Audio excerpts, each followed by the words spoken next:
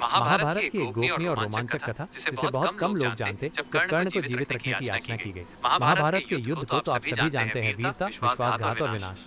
लेकिन एक रहस्य ऐसा भी है जो न वेदों में दर्ज है, न पुराणों में लिखा गया। ये है एक ऐसी गुप्त कथा है जब पांडवों ने खुद भगवान श्री कृष्ण से याचना की कर्ण को जिंदा रखने के लिए से एक रात पहले महाभारत के 18वें दिन की पूर्व संध्या। अर्जुन चुप था, भीम व्याकुल था और युधिष्ठिर का मन कांप रहा था। पांडवों को अब ये सत्य ज्ञात हो चुका था कि कर्ण उनका सगा भाई है, कुंती का पहला पुत्र।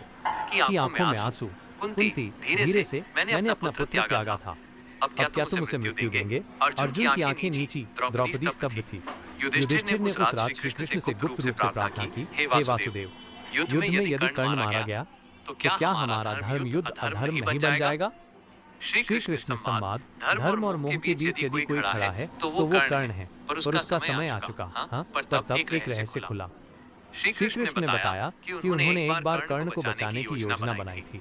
श्री कृष्ण और कर्ण की वो गुप्त भेंट जब कर्ण नदी के किनारे खड़ा होता है, श्री कृष्ण उससे मिलने आते। महाभारत युद्ध से ठीक पहले श्री कृष्ण ने कर्ण से गुप्त रूप से भेंट की थी।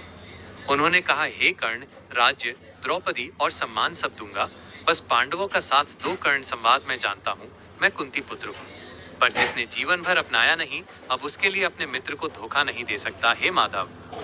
श्री कृष्ण युधिष्ठिर से कहते हैं, इस प्रकार मेरे प्रस्ताव को कर्ण ने ठुकरा दिया। मेरे लाख समझाने के बाद भी कर्ण ने वो प्रस्ताव ठुकरा दिया जो उसे राजा बना सकता था। और यहीं से शुरू हुई एक गुप्त योजना। श्री कृष्ण ने कहा, कर्ण को युद्ध में मारना, पर श्रद्धा के साथ। युद्ध का रहस्य और श्री कृष्ण की युक्ति। अर्जुन को श्री कृष्ण ने तब कहा, कर्ण को मारने के लिए, जब रथ का पहिया कीचड़ में फंसता है। कर्ण जमीन पर। कर्ण संवाद, धर्म के लिए एक बार रुक जाओ अर्जुन। अर्जुन चुप है। श्री कृष्ण कहते हैं, धर्म भी समय के अधीन होता है, अभी समय है न्याय का। कृष्ण के कैसे कहते ही बाण चलाते अर्जुन, और बाण लगते ही धरती पर गिरते कर्ण के आंसू। ये कथा आज भी पुराणों में दर्ज नहीं, पर परंपरा और मौखिक कहानियों में जिंदा है। पांडवों ने कर्ण को मारा, पर केवल श्री कृष्ण जानते थे ये केवल युद्ध नहीं था, ये धर्म और प्रेम के बीच की सबसे बड़ी परीक्षा थी।